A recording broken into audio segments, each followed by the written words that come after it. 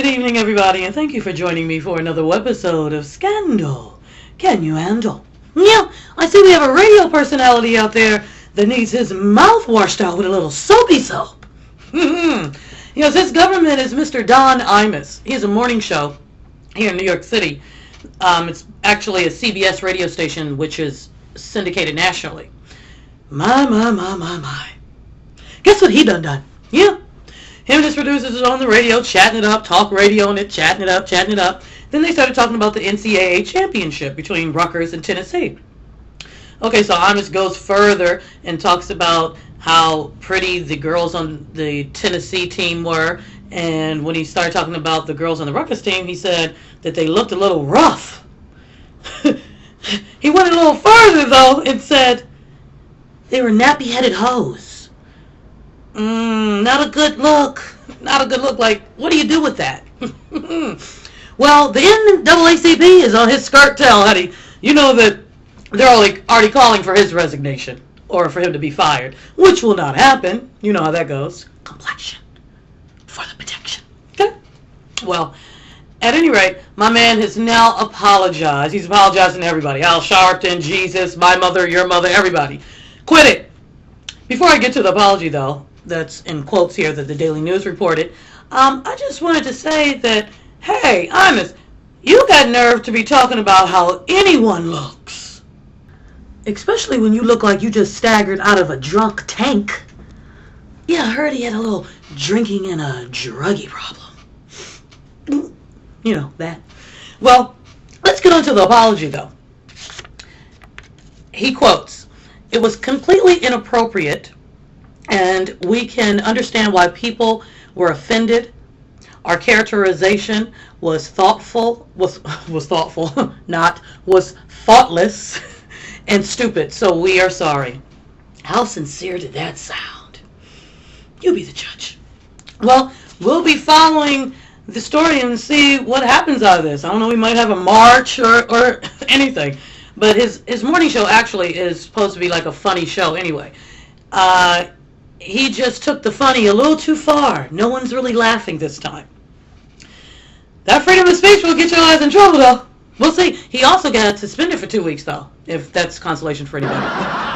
Now, I don't know if you guys have ever heard of this gay magazine, but it's called Out Magazine, right? And there are celebrities that are in the Out Magazine that have come forth publicly about their sexuality.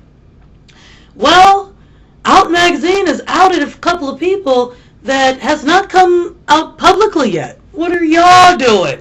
Okay. Just to name a few, they have Jodie Foster on their list. And they have talent agent Benny Medina. What is she going to say, honey? Yeah, you're in Out Magazine now. Actually, she can find herself on number 38, the list. Benny Medina, I keep on saying she, child. My bad. He can find himself as number 48 on the list. Yes. And there is a well-respected journalist, and his name is Anderson Cooper. Can't wait to see what they're going to say to that.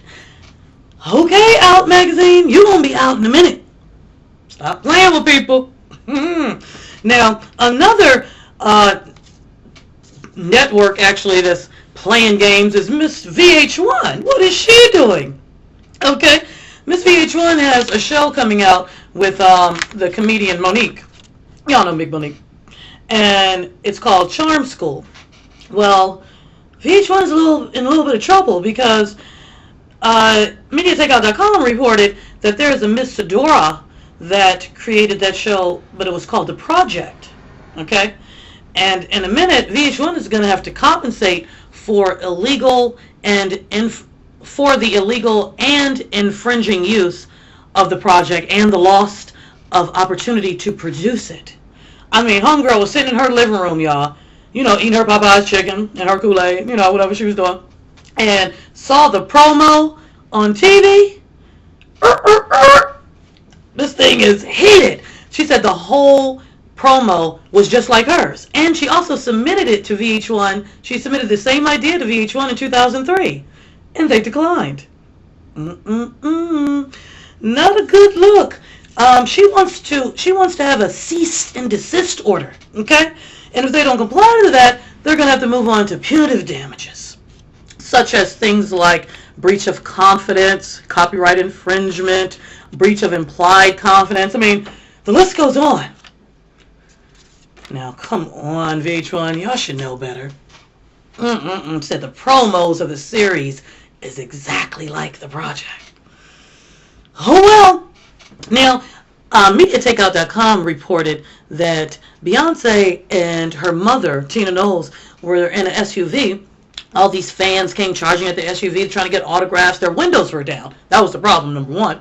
And Beyonce didn't feel like signing 10,000 autographs that day. Can she not feel like signing an autograph? No. Obviously not, because her mother got slapped.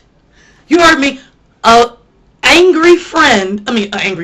so excited. An angry fan done slapped Beyonce's mother. Y'all have to check it out on YouTube. I saw the video. So she got slapped. Who does that? Wow. Well, let's move on to our celebrity photo segment. You know how we love those. Shall we?